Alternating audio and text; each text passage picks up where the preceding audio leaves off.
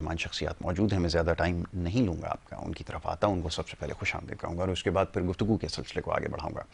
सबसे पहले मुअज़्ज़ज़ मेहमान जो हमारे मेहमान हैं, डॉक्टर फराज़ वाजिदी साहब यहाँ पे तशरीफ़ फरमा हैं, जो कि एक स्कॉलर भी हैं, रिसर्च एनालिस्ट भी हैं और इसके अलावा भी माशाल्लाह आपकी बहुत सारी मसरूफ़ियात हैं और बड़े गौर से चीज़ों का जायज़ा लेते हैं। ख़ास तौर पे तालीम के हवाले से जो मामलात हैं, मुख्तलिफ़ यूनिवर्सिटीज़ में आपने काम किया है, ना सिर्फ पाकिस्तान में, पाकिस्तान से बाहर भी प्लानिंग का हिस्सा रहे हैं और क्या कुछ बेहतरी लाई जा सकती है तालीम के अंदर, तालीमी निज़ाम में, ख़ास तौर पे जो हमारे तालीमी इदारे हैं या यूनिवर्सिटीज़ हैं, उसमें क्या क्या कमियाँ कोताहियाँ हैं जो कुछ हो रही हैं, उसको कैसे दूर किया जाए, इसके ऊपर आपकी बड़ी ज़बरदस्त रिसर्च है। मैं डॉक्टर साहब को खुशामदीद कहता हूँ। डॉक्टर साहब, thank you so very much, बहुत शुक्रिया आपका प्रोग्राम में वक्त देने के लिए। उनके हमरा तशरीफ़ फरमाएं। हमारे हर दिल अज़ीज़ जनाब अनवर खुर्शीद साहब जो तज्ज़ियाकार की हैसियत से हमारे पास होते हैं, मुल्की सियासत हो, मौशी सूरत हाल हो, खेल हो, कोई भी शोबा हो, उस पर हम उनसे गुफ्तगू करते हैं। सुबह के वक्त हमारे पास आज एक दफ़ा फिर हमारी खुशनसीबी है कि आज हमारे साथ मौजूद हैं। अनवर भाई को खुशामदीद कहता हूँ, बहुत शुक्रिया, बड़ी नवाज़िश आपकी प्रोग्राम में वक्त देने के लिए। डॉक्टर साहब, गुफ्तगू का आगाज़ आपके साथ। अब मसाइल की तरफ आऊँ तो दूर तक बात जो है वो चली जाती है। मैं भी गुज़िश्ता दिनों मुझे मौका मिला यूनिवर्सिटीज़ के हवाले से बात करने का। शहर में जो यूनिवर्सिटीज़ हैं उनके साथ तो आपकी एफिलिएशन है, आप काम भी करते हैं, बहुत सारे आप BOD भी हैं, बहुत सारी जगह पर मेंबर भी हैं, उनकी काउंसिल के भी मेंबर हैं, लेकिन जो पसमानदा इलाकों में सूरत हाल है वो कुछ तसल्ली बख्श नहीं है। इदारे तालीमी वहाँ पे मौजूद हैं, लेकिन एक स्टूडेंट मेरे पास आया, उसने आके जो मुझे मामला बताए, मैं सोचने पे मजबूर हूँ क्या कुछ हो रहा है। क्या आपको कोई बेहतरी नज़र आ रही है? HSC के किरदार के हवाले से तो बहुत सवालात उठते हैं। हमारी अपनी जो रिस्पॉन्सिबिलिटीज़ हमें दी जाती है तालीमी इदारों में, आपकी जिसके साथ वाबस्तगी, ये मामला तो आपके ख्याल में इत्मीनान बख्श हैं? क्या कुछ हो रहा है? देखिए आसिर, बात आपकी बड़ा वैलिड पॉइंट है और यही क्वेश्चंस हमारे स्टूडेंट के करियर के लिए बहुत इंपॉर्टेंट है, जिसको हम यहाँ डिस्कस कर रहे हैं। जो आपने बहुत अच्छा सवाल मुझे लगा। देखिए, रेगुलेटरी बॉडी जो होती है वो हमारी HSC है और जो रूल्स रेगुलेशन बने हुए हैं वो आज से नहीं, वो कोई पिछले 50 साल से बने हुए हैं। उसमें सिर्फ मॉडिफिकेशन या नई चीज़ों को हम उसमें इंक्लूड करते हैं, या जैसे आजकल टेक्नोलॉजी एडवांसमेंट में चीज़ें आई तो बहुत सी चीज़ें हमने डिजिटलाइज कर दी हैं। इसमें मैं ये नहीं समझता कि HEC का कोई रोल अच्छा नहीं है या वो ऐसा, वो पूरी कोशिश कर रही है, बच्चों को ग्रांट भी दे रही है, स्कॉलरशिप भी दे रही है, लेकिन प्रॉब्लम हमारी सोसाइटल इश्यूज़ का है। हमारे जो असातिज़ा हैं ये अपनी जिम्मेदारी उन नहीं कर रहे हैं। अगर हम पब्लिक सेक्टर की बात करें, प्राइवेट में तो देखें सेट सिस्टम है, आप 9 बजे नहीं पहुंचोगे वो 3 दिन बाद आपको कहेगा गुड बाय। लेकिन जो पब्लिक सेक्टर है वहाँ असातिज़ा अपनी जिम्मेदारी पूरी नहीं कर रहे हैं, क्योंकि उन्हें इससे कंसर्न नहीं है बच्चा क्या पढ़ रहा है, उन्हें यह है कि मेरा अपना टाइम पूरा हो, मैं चला जाऊं। ये लेट आने की, जल्दी भागने की ये प्रैक्टिसेस हैं।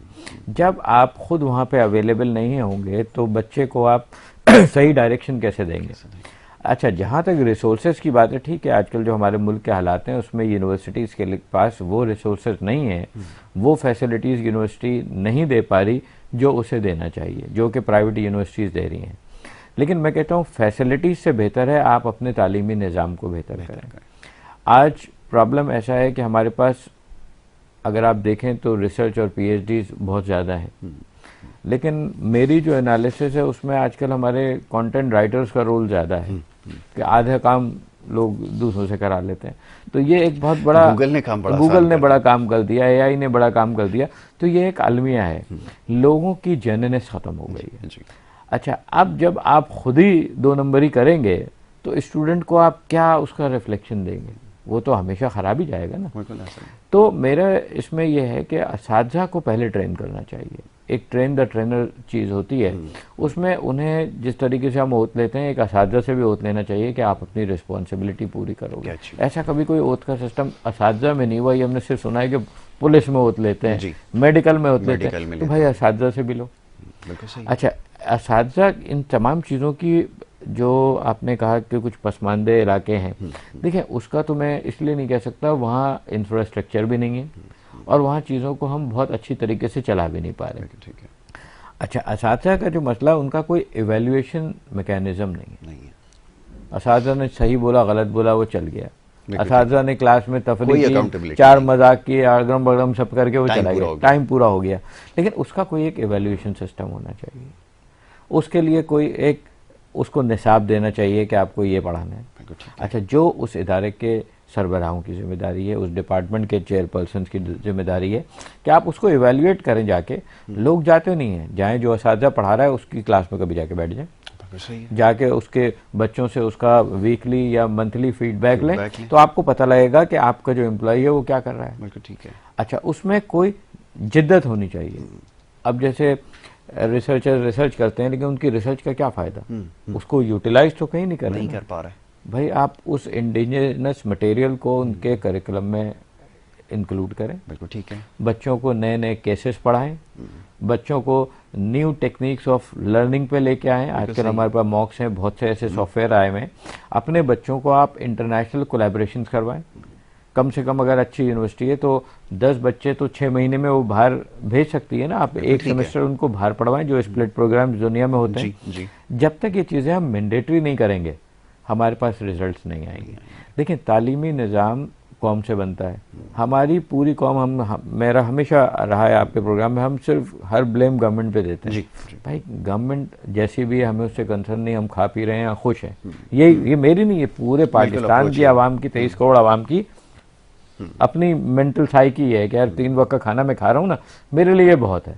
मैं अच्छी गाड़ी में घूम रहा हूँ, अच्छा फ़ोन मेरे पास है, अच्छे कपड़े हैं, मेरे बच्चे 4 दफ़ा फार्म हाउस भी जा रहे हैं, पिकनिक भी कर रहे हैं और साल में 2 अब्रॉड ट्रिप भी कर रहे हैं, तो मुझे और क्या चाहिए। लेकिन हमारे यहाँ सबसे बड़ा प्रॉब्लम जो अभी आ रहा है, हमारे जो निसाब है वो आजकल इंटरनेशनल लेवल से बहुत पीछे है। अभी आप देखें, जो बच्चे हमारे यहाँ O levels, A levels, Cambridge system में पढ़ रहे हैं, उस बच्चे को बैठा लें और एक मैट्रिक इंटर बच्चे को बैठा लें, उसको यही नहीं पता होगा कि उस सब्जेक्ट का मतलब क्या है। ऐसा ही।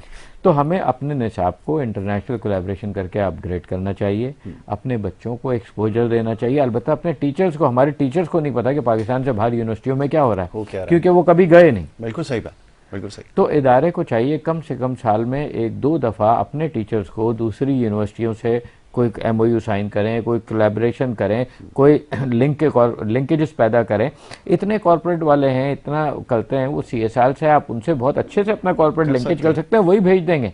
लेकिन करे कौन?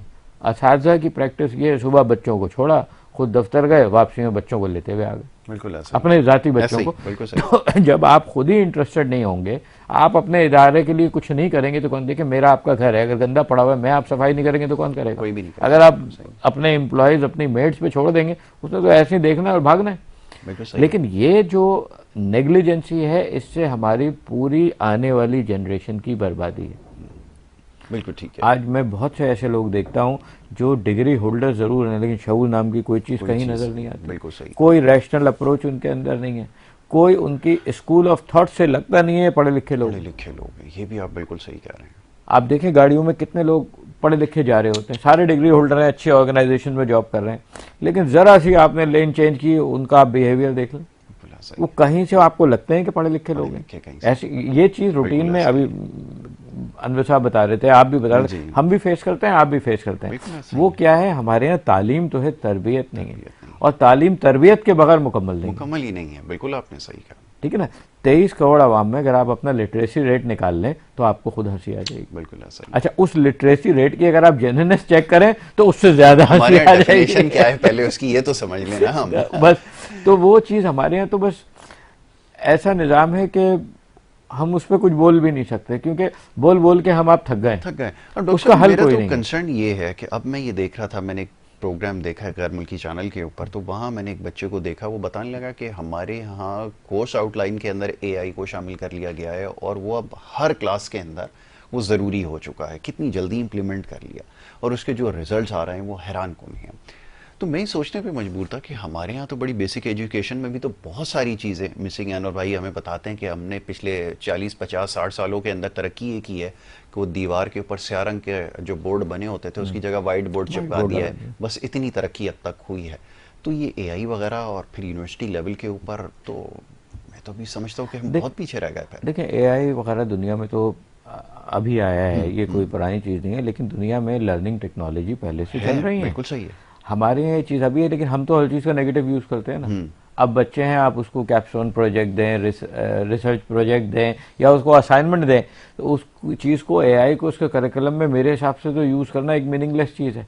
क्योंकि बच्चों को आपने जब उसमें कर दिया तो वहां से वो डेटा कॉपी करके निकाल के आपको देगा, आप उसको रोक नहीं सकते, कहेगा आपने तो खुद ही डाला हुआ। तो ये चीज़ें तो अभी आपको देखें, जब आप तालीम दे रहे हैं ना तो उसको फंडामेंटल अप्रोच, फंडामेंटल थ्योरी लाजमी सिखाएं। हमारे यहाँ क्या है, एक ऑर्गेनाइजेशन में आजकल एक बहुत बड़ा यूनिवर्सिटीज़ में एक मिसकॉन्सेप्शन लोगों का चल रहा है। क्योंकि देखें, हर इदारे में जो एजुकेशनिस्ट हैं वो लाजमी नहीं है एक अच्छा एजुकेशनिस्ट हो।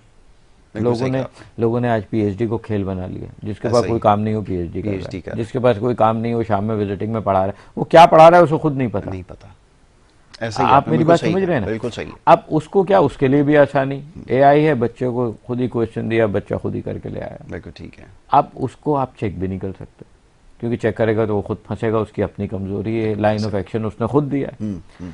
तो इन चीजों से बचने के लिए हमें टेक्नोलॉजी को आप यूज करें। मैं इसके आगे फंडामेंटल स्टडीज अपनी रखें। आज लोगों ने क्या किया हुआ है कि ऑर्गेनाइजेशन हमसे क्या एक्सपेक्ट कर रही है, ठीक है हम मानते हैं आप पढ़ाओ, लेकिन वो सारी चीज़ें आपने प्रैक्टिकल अप्रोच पे लाते जा रहे हैं, वो डिजिटलाइज कर रहे हैं। लेकिन उससे क्या हुआ, बच्चे की जो अपनी फंडामेंटल नॉलेज, जैसे मार्केटिंग पढ़ रहा है तो मार्केटिंग में सिर्फ उसको ये पता है कि मुझे ये बेचना कैसे है, उसको ये नहीं पता कि इसका बैकग्राउंड क्या है। एग्जैक्टली बहुत सारी जगह पर हम ये देख रहे हैं कि रिकॉर्ड कीपिंग के लिए पहले बुक का इस्तेमाल होता था, बुक कीपिंग किस तरह की जाती थी वो तो अपने सीखना ज़रूरी है, जो कि सॉफ्टवेयर के थ्रू हो जाता है और बड़ा यूज़र फ्रेंडली होता है। अब किसी भी एज में कोई भी शख्स उसको आसानी से सीख सकता है। बट बेसिक्स जो है ना, जिसकी अभी बात हो रही थी कि फंडामेंटल उसके जो है ना आपको पता होने चाहिए कि एक्चुअली है क्या, क्योंकि ये होना ज़रूरी है, उसके बाद ये सारी चीज़ें। बट ये एक डिबेट है, अभी इसके ऊपर आगे बात करते हैं। अनवर भाई, और वाक़तन ऐसा होना चाहिए और वक्त ऐसा था कि पाकिस्तान का जो स्टूडेंट था वो कम्पीट करता था, जब जाते थे किसी भी फोरम के ऊपर तो बड़े प्राउडली बताता था, और बाहर से भी ओवरसीज स्टूडेंट इधर आया करते थे। वो कल्चर एक रहा है हमारा, लेकिन आहिस्ता आहिस्ता डिटेरिएट करता गया। अथॉरिटी होनी किसके पास चाहिए, अब सवाल ये पैदा होता है। आपके यहाँ तो आज तक कोई चीज़ क्लियर है ही नहीं, किसी भी आप सेक्टर में चले जाएं, वीसी कहता है जी ऊपर बैठे भी हैं, उसके भी ऊपर कोई है जिसके पास कमांड है। फिर हायरिंग फायरिंग कहाँ से होनी चाहिए, फिर ये स्क्रूटनी कैसे होनी चाहिए, फिर ये डिटर्मिन कौन करेगा कि टीचर्स को किस जगह पर होना चाहिए। बहुत सारे तो ऐसे भी टीचर्स देखे गए जिनका सब्जेक्ट में उनकी कमांड नहीं है, बट उनको असाइन कर दिया गया है तो वो पढ़ा रहे हैं। और फिर जैसे आपने कहा, आप तो ज़्यादा बेहतर जानते हैं कि कल्चर यही है कि कोई मॉनिटरिंग नहीं है, कोई कुछ नहीं है। तो चीज़ों को कैसे स्ट्रीमलाइन करें, कैसे इसको एक ऑर्डर में ले? इसको पिछले कोई मुल्क जब से बना है, ये इशू 70 साल पुराने जी, कि इसमें रेलिवेंसी और इररेलेवेंसी के इश्यूज चलते आ रहे हैं, ठीक है। लेकिन स्ट्रीमलाइन वो इस तरीके से हो सकते हैं कि हर आदमी को अपना मुआवजा करना चाहिए, ठीक है। देखें, एक वाइस चांसलर खाली पूरी यूनिवर्सिटी की हर कमरे को जाके नहीं देख सकता। देखें, एक निज़ाम, एक मैकेनिज़्म हर यूनिवर्सिटी का बना हुआ है। वाइस चांसलर होगा, उसके नीचे प्रो वाइस चांसलर होगा, उसके नीचे हर फैकल्टी का डीन होगा, उस फैकल्टी के अंदर जितने डिपार्टमेंट्स हैं उसके एचओडीज़ या चेयरपर्सन होंगे, उसके बाद उसके क्लस्टर्स हैं, उसके क्लस्टर हेड्स हैं। बात यह है कि ये सारे काम नहीं करते हैं। एक वाइस चांसलर बेचारा क्या कर लेगा?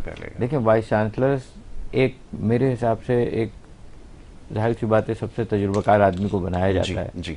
और उसके अंदर कोई उसकी पेपर्स की भी रिक्वायरमेंट है, उसकी बहुत सारी एलिजिबिलिटी है जो एचईसी बेहतर समझता है, उसके हिसाब से उसका एक एलिजिबिलिटी क्राइटेरिया बनाया जा सकता है। लेकिन उसका काम ज़्यादातर एकेडमिक एडमिनिस्ट्रेशन देखना होता है। वो हर क्लास में जाके बच्चे को या उसके टीचर को एवेल्यूएट नहीं कर सकता। लेकिन उसके बीच में जो मीडिएटर्स होते हैं उन्हें तो ये काम करना चाहिए। बिल्कुल सही है। वो चीज़ हमारे यहाँ नहीं है ना, हमारे यहाँ वो कल्चर नहीं है, लोग उसको मायूस समझते हैं जी। अगर मेरी क्लास में कोई आके बैठता है, मैं कहता हूँ आ जाओ, 4 दफ़ा बैठो, 2 चीज़ सीख के ही जाओगे। बिल्कुल सही है। लेकिन लोग उससे घबराते हैं। वो क्यों घबराते हैं? कि उनके अंदर वो पोटेंशियल नहीं होता। मैं लोगों को सिर्फ ये गाइड करता हूँ कि अगर आपके अंदर तालीम और तालीम देने का पोटेंशियल नहीं है तो खुदा के लिए लोगों की ज़िंदगी बर्बाद नहीं करो। बहुत अच्छी बात। ऐसी तालीम का कोई फ़ायदा नहीं जिससे दूसरे को नुकसान हो। क्योंकि देखें, आज पढ़ाना पिछले दौर में बहुत आसान था जी, आज के दौर में बहुत मुश्किल है। अगर आप जेन्युइन है, बिल्कुल सही। पिछले दौर में टीचर ने जो कहा वो सही है, बिल्कुल ऐसा। उस पर बच्चे लब्बैक बोलते थे, ऐसा ही। आज आपके पास ये फोन है, क्रॉस चेक कर लें, within few seconds you can check के ये क्या कह रहा है। एग्जैक्टली। और हर एविडेंस, हर एग्जाम्पल उसकी मिल जाएगी। हाँ, इसमें थोड़ा सा HEC को अपना रोल प्ले करना चाहिए।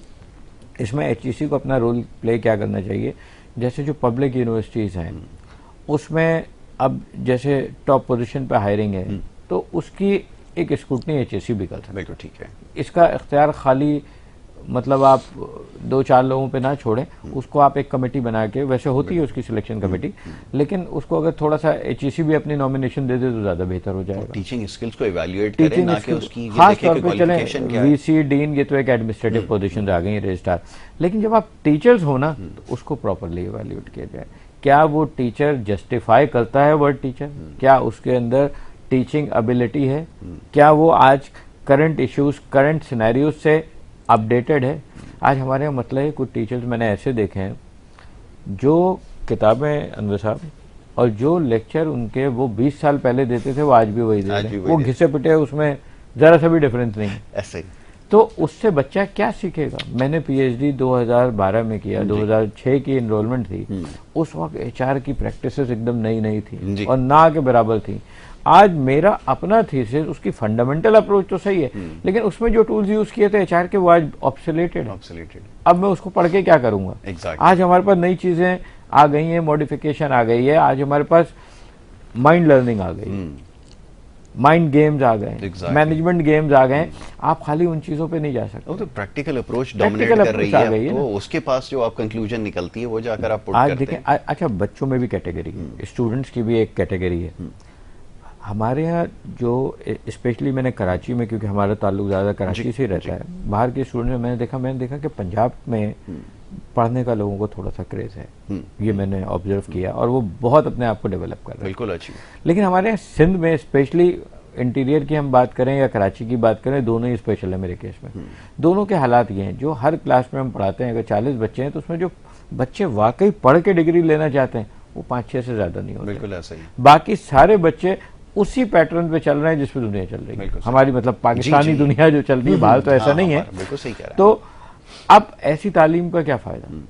अच्छा, दूसरी चीज मुझे कर्नल साहब ने बहुत अच्छी बात की कि हम अमेरिका, लंदन से जो डिग्री, पता नहीं यार, मैं उनसे इम्प्रेस नहीं होता, मुझे उनसे कोई ऐसा इम्प्रेस नहीं आता, क्योंकि वजह यह है कि वो अपनी बाहर की डिग्री लेके आए, उनके अंदर एक कॉलर थोड़ा सा यूं हो जाता है, लेकिन जब उनको इवेल्युएट करो तो अंदर कुछ नहीं निकलता। उसकी वजह क्या है? मेरा भी जाती जो एक्सपीरियंस है वो कुछ ऐसा मिलता है। उनकी लर्निंग एनवायरनमेंट दूसरा है, वो गोरों के माइंडसेट से पढ़ते हैं। एग्जैक्टली। हमें तो हर दूसरा आदमी हिटलर मिलता है। बिल्कुल ऐसा ही है। अगर हम सादी चीजें विदाउट नेगोशिएशन स्किल्स के पढ़ाएंगे तो हम नाकामयाब हो जाएंगे। अच्छा, मैंने ऐसे देखा है कुछ सिस्टम के अंदर ऐसे स्टूडेंट्स को रखा गया। अब हर एनवायरनमेंट अलग होता है, बाहर का एक कल्चर अलग है, सोसाइटी के नॉर्म्स अलग हैं, सब कुछ अलग है। उन्होंने यहाँ पे चीज़ों को जब फंक्शनल बनाने की कोशिश की, सिस्टम को एंगेज करने की कोशिश की, तो वो फेलियर की तरफ चले गया। उसकी वजह ये कि अप्रोच जो लेकर आए थे वो बाहर की थी, इसलिए बहुत सारी चीज़ें मैच ही नहीं कर रही थी सोसाइटी के साथ। तो वो जब ज़ाहिर प्लान एग्जीक्यूट नहीं हुआ तो भी सोचने पे मजबूर हुए कि हम क्या सीख कर आए। तो फिर इसका मतलब ये है कि आप जो यहाँ रहते हुए सीखते हो और यहाँ के सिस्टम के अकॉर्डिंगली सीखते हो, तो आपको पता होता है कि इसको मैंने जाके अप्लाई कैसे करना है। वो यहाँ पे एप्लीकेबल अभी तक शायद चीज़ें हैं नहीं, और वाइस वर्सा यहाँ से अगर जाओगे तो वहाँ पे भी एप्लीकेबल नहीं होगी। तो ये एक डिफरेंस नज़र आया। लेकिन जैसे अभी अनवर भाई ने कहा था कि आप उसको प्रायोरिटी देते हैं अपने स्टूडेंट के ऊपर, आप उसको एज मिलती है कि यार स्टडीड फ्रॉम UK, US, तो उसको एक अलग उसमें वो रखते हैं। मैं आपको छोटा सा बताऊं, एक चीज़ हर यूनिवर्सिटी में होती है, जॉब फेयर। मैं खुद इसके बड़ा खिलाफ हूँ। आप बताएं क्यों? जी। उसकी वजह ये है, जॉब फेयर में कंपनीज आई, अच्छा 40 बच्चों में उन्होंने 2 को किया, 38 को आपने रिजेक्शन दे दिया, वैसे डिमोटिवेट कर दिया। बिल्कुल ऐसा ही है। आप समझ लिया, तो आप सबका टेस्ट आप सही कह रहे हैं। अच्छा, अब हमारे यहाँ एक फिलॉसफी है कि जो बाहर से पढ़ के आ गया ना, उसको हम एकदम यहाँ पे रखते हैं। ऐसा ही। अच्छा, उससे क्या होता है, बाकी जो लोग हैं वो डिमोटिवेट हो जाते हैं। अभी मैं एक बड़ा रेनाउंड इदारा है, उसका नाम नहीं लूँगा, पाकिस्तान का बड़ा इदारा है, तो मैं नेशनल बैंक में था, तो वहाँ के लोगों को हाथों हाथ लेते थे। आज उनको कोई पूछ भी नहीं रहा, मैं आपको सच बताऊं। तो वहाँ पे एक बंदा आया, तो उसका, मैं रिसर्च हेड था नेशनल बैंक में उस वक्त, तो उसका इंटरव्यू मेरे पास था, तो मैंने इंटरव्यू उसको कर रहा था एक पोजीशन के लिए। तो पहले तो बड़े अपने हमारे यहाँ जो है ना कि जब हम जाएंगे तो हमने उर्दू को बोलना तो हम अपनी बेइज्जती समझते हैं ना, कि हम एकदम मतलब सबसे बुरी जबान शायद हमारी है। तो वो अपने वो टेढ़े एक्सेंट में शुरू हुआ, मैं उसको देखता रहा, खैर मैंने कहा यार चलो, मैंने कहा अब इसको मैं, इससे बात अंग्रेजी में करनी नहीं है, इससे बात ही उर्दू में करनी है। बिल्कुल ठीक है। उसको मैं उसकी औकात में ले आया। बिल्कुल ठीक है। बाद में पता लगा कि वो एक मिडिल क्लास से था, कॉपी कैट था, जी। ठीक है। उसके बाद मैंने कहा यार डिग्री तो तुम्हारे पास है, इस डिग्री पे लिखा हुआ है मास्टर्स इन बिजनेस एडमिनिस्ट्रेशन, ये बिजनेस एडमिनिस्ट्रेशन क्या चीज़ होती क्या है? चीज़ होती है? और वो मुझे एक्सप्लेन नहीं कर। नहीं कर पा रहा। तो आप देखें, दूर के ढोल हमेशा सुहाने होते हैं। मेरे अपने इतने लोग बाहर गए हुए, लेकिन आप यकीन करें कोई भी खुश नहीं है। वो आपको वहाँ का कल्चर और यहाँ के कल्चर में बड़ा डिफरेंस है। ऐसा ही है। वहाँ लोग लॉयल हैं, कुछ भी है। बिल्कुल है, बिल्कुल है। यहाँ तो अभी आप पीछे पलटेंगे वो आपको कहेगा वो फटे मुंह। ये हमारा ऐसे ही सिनेरियो, ये तो फैक्ट है। अनवर भाई बताइए, अब ये एक बड़ा मसला है। अच्छा, मैं फिर ये सोच रहा था कि अब बहुत सारी चीज़ों का जब हम जायज़ा लेते हैं ना, एनालिसिस करते हैं, तो वहाँ पर हर चीज़ को बहुत ज़्यादा अहमियत दी जाती है। लाइक स्पोर्ट्स की मैं बात करूँ, अभी ये जब अरशद नदीम का सारा सिलसिला हुआ, गोल्ड मेडल जीता, बड़ा प्राउड मोमेंट था सबके लिए। तो मैं देख रहा था फैसिलिटीज़ यूनिवर्सिटी की सतह पर क्या होनी चाहिए, क्योंकि इंटरनेशनल एथलीट जो वहाँ कम्पीट कर रहे थे उसमें बड़ी तादाद ऐसी थी जो यूनिवर्सिटी के स्टूडेंट्स थे, जिनको यूनिवर्सिटीज़ ने स्कॉलरशिप दी, उनको फैसिलिटेट किया और वो ओलंपिक के अंदर अपनी कंट्री को रिप्रेजेंट कर रहे थे। हमारे यहाँ तो हम स्पोर्ट्स की बात कर लें, कहाँ खड़े हैं हमें नहीं पता, क्योंकि हम तो अभी तक जो क्यूरिकुलम एक्टिविटीज़ हैं उसको ही अभी तक किसी ऑर्डर में नहीं लेकर आए। प्रॉब्लम्स ही नहीं ख़त्म हो रहा है, सेमेस्टर कब कंप्लीट हो रहा है कि स्टूडेंट के ऊपर इससे ज़्यादा और कोई बर्डन है ही नहीं। तो इसके लिए हम क्या कर रहे हैं? क्या हमारे पास इसका भी कोई प्लान है? कोई किसी लेवल पर डिस्कशन होती? बिल्कुल, अभी एक नई चीज़ डेवलप हुई है जो ये कराची यूनिवर्सिटी का बहुत अच्छा इनिशिएटिव है, जो एक डिपार्टमेंट है पब्लिक एडमिनिस्ट्रेशन, उन्होंने अभी स्पोर्ट्स मैनेजमेंट में डिग्री प्रोग्राम इशू किया। तो ये बहुत अच्छा प्रोग्राम है, इससे हम अपने बच्चों को बहुत इनकरेज कर सकते हैं और उनको उसमें जाना भी चाहिए। अच्छा, और उससे ये है कि वो डिपार्टमेंट खुद भी अपने स्टूडेंट्स को बाहर रिप्रेजेंट करा सकता है। बिल्कुल ठीक है। और जो उनमें से जो बच्चे पास होकर निकलेंगे वो कम से कम स्पोर्ट्स कोचेस बन सकते हैं। उसकी management, qualified management coaches for sports division वो बन सकते हैं। अच्छा, इसमें ना हमारे कुछ कॉर्पोरेट स्ट्रक्चर को भी अपने एक स्पोर्ट्स डिपार्टमेंट बनाना चाहिए, जो बच्चों को देखें, खाली कमाना, मैं खाली पैसा कमाऊं बैंक में डाल दूं, मेरे बच्चों को कुछ नहीं आए, मेरे लिए बेशर्मी का इससे बड़ा मुकाम कुछ नहीं हो सकता, ठीक है ना। लेकिन कॉर्पोरेट कमा रही है तो एक आपका CSR फंड है। देखिए, हम अपना रोल प्ले नहीं करते। बिल्कुल सही। सबको अपना रोल, एक 2.5 से 5% सोशल से उसमें सोशल रिस्पॉन्सिबिलिटी पे चीज़ें आती हैं, वो उसमें वो कर सकते हैं। तो इससे बहुत अच्छा बन सकता है। जाएं कराची यूनिवर्सिटी से कोलैबोरेट करें, अपनी स्पोर्ट्स एक्टिविटीज़ को आप ऊपर करें। देखें, जो हमारी क्रिकेट का है उस पर मैं कोई कमेंट नहीं दूंगा, क्योंकि वो एक कॉमेंटलेस बात है, उसमें कोई अट्रैक्शन नहीं है। लेकिन अभी अनवर साहब की बात से एक बात मुझे याद आई बड़ी अच्छी, जो उन्होंने की ना कि हमारे पास सर्टिफाइड लोग नहीं हैं, जिसका जो दिल चाह रहा है वो कर रहा है। इस चीज़ में आपके इस फोरम से एक सजेशन मैं देना चाहूँगा HEC को भी और तमाम जो हायर एजुकेशन की यूनिवर्सिटीज़ हैं। देखें, सबसे बड़ा यूनिवर्सिटी में रोल और सबसे बड़ा आदमी मैं टीचर ही को ही समझता हूँ। बिल्कुल ठीक है। वहाँ सबसे काम का आदमी वही है जो पढ़ा रहा है, जिससे बच्चा कुछ सीख रहा है। बाकी जो भी पोजीशन हो मेरे लिए वो मीनिंगलेस है। बिल्कुल सही है, ठीक है ना। उसमें खाली डिग्री किसी को ले लेना या डिग्री में गोल्ड मेडल ले लेना, एक PhD अगर गोल्ड मेडल लेके भी निकलता है ना, तो ये हतमी नहीं है कि he would become a good teacher. बिल्कुल ठीक है। रिसर्च स्किल्स अलग है, टीचिंग स्किल्स अलग है। लाजमी नहीं है कि वो एक अच्छा टीचर बन जाए। बिल्कुल सही। तो उसके लिए आपको करना ये चाहिए कि जैसे एक आपने देखा होगा मॉन्टेसरी डिप्लोमा होता था जी, मॉन्टेसरी डिप्लोमा, उसके बगैर वो मॉन्टेसरी बच्चों को नहीं। तो ऐसे ही कोई एक सर्टिफाइड टीचिंग सर्टिफिकेट भी होना चाहिए, जो हर यूनिवर्सिटी में HEC को कराना चाहिए, कि जब तक वो उससे सर्टिफाइड ना हो और उसके कोई, जैसे हमारे डॉक्टर्स होंगे ना, इतने आवर करने के बाद वो फिर सर्जरी करेगा। पायलट होता है कि इतने आवर जहाज ट्रायल पे उड़ाएगा तब वो पैसेंजर प्लेन पे जा सकेगा। तो इसी तरीके से टीचिंग में भी उन टीचर्स को इनिशियली कोई 6 महीने पहले ट्रेनिंग दें, उनसे इतना पढ़वाएं कि वो अपने से ऊपर लेवल वाले टीचर को सेटिस्फाई कर दें, उसको वो सर्टिफिकेट दें, फिर वो टीचिंग में कूदें। बहुत अच्छी सजेशन। ये एक मैकेनिज्म में एक थोड़ा सा चेंज ला सकते हैं। ला सकते अब ये आइडिया मेरे दिमाग में आया, मैं भी एचईसी को एक लेटर पे लिखूंगा नहीं, right away कि इस आप इसको मैकेनिज्म को आप लाएं। बहुत इसको इम्प्लीमेंट करने की ज़रूरत है। बिल्कुल आपने सही कहा कि जब सारी चीज़ों के लिए हम इतना ज़्यादा आप समझ लें कि हमने अपने अपने स्टैंडर्ड्स को मेंटेन किया है और होने चाहिए। जैसे आपने पायलट की मिसाल दी, सबसे ज़्यादा तो वही है, उसका एक टाइमिंग है, उसने आवर्स पूरे करने हैं, उसके बाद वो केपेबल होता है कि उसको एक रिस्पॉन्सिबिलिटी दी जाए। तो टीचिंग के लिए क्यों नहीं है, आपने क्यों इतना आपने उसको वो बनाया आज़ाद रखा हुआ है कि हमारे पास, जब आपको याद है डॉक्टर साहब, एक ज़माने में जब हम बेरोज़गार थे तो ये कहा जाता था कोई काम नहीं है तो टीचिंग ही कर अनवर भाई, ये हाल है हमारे स्कूल टीचर्स की तो ये बड़ी प्रोमिनेंट फिलॉसफी है कि कुछ नहीं है तो टीचिंग कर लो जी। ऐसे ही है ना कि आपको अपने प्रोग्राम में वक्त दिया डॉक्टर साहब, thank you so very much once again. और जब आप नेक्स्ट टाइम आएंगे तो इंशाल्लाह फिर पॉलिसी मेकिंग क्या होती है, अब क्या कुछ करने की ज़रूरत है, इसके ऊपर बात करेंगे। हर सतह के ऊपर हमें क्या चेंजेस लाने की ज़रूरत है। जैसा भी डॉक्टर साहब से भी बात हो रही थी, अनवर भाई से भी, ये बहुत छोटी छोटी चेंजिंग है और बिल्कुल ये हो सकती हैं, लेकिन सबसे पहले हमें एहसास ज़िम्मेदारी करना होगा। क्योंकि एक सबसे बड़ा मसला भी ये है कि जो जिस जगह बैठा हुआ है शायद अभी तक उसको उसका इदराक नहीं हुआ कि उसकी क्या जिम्मेदारी है और वो क्या कुछ कर सकता है, उसका क्या पोटेंशियल है। ये एक बहुत बड़ा मसला है और आगे जो कुछ है इंशाल्लाह इसके ऊपर बात करेंगे। ब्रेक की तरफ हमें जाना है, ब्रेक के बाद दूसरा सेगमेंट है, उसकी तरफ बढ़ेंगे। आप देखते रहिए हमारा